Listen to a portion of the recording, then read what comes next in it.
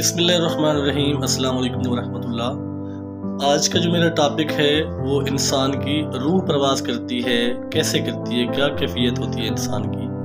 اللہ تعالیٰ قرآن کریم میں فرماتے ہیں کہ کل نفس ذائقۃ الموت، یعنی ہر ذی روح نے موت کا مزہ چکھنا ہے۔ تو روح کیسے نکلتی ہے؟ انسان کا جو منہ ہوتا ہے وہ کھل جاتا ہے، انسان کے جو ہونٹ ہوتے ہیں وہ کسی بھی صورت میں چپکے ہوئے نہیں رہ سکتے۔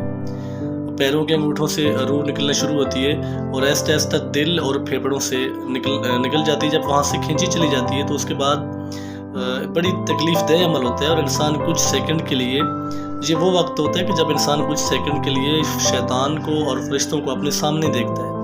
ایک طرف شیاطین جو ہوتے ہیں اس کے کان میں کچھ مشورے سجھاتے ہیں، اور اس طرف اگر انسان جس طرح انسان کے اعمال ہوتے ہیں اس اعمال کے مطابق وہ اپنے زبان سے کچھ الفاظ عطا کرنا چاہتا ہے۔ اگر تو انسان نیک ہوتا ہے تو اس کے دماغ اس کی زبان کو کلمہ شہادت یا کلمہ طیب کا حکم دیتے ہیں، اور اگر انسان کافر، مشرک، بے دین اور دنیا پرست ہوتا ہے تو اس کی جو دماغ ہوتا ہے وہ ایک کنفیوژن اور ایک عجیب سی ہیبت کا شکار ہوتا ہے، اور شیطان کے مشورے کی پیروی کرتا ہے، اور انتہائی مشکل سے کچھ لفظ ادا کرنا چاہتا ہے۔ اور یہ اتنی تیزی سے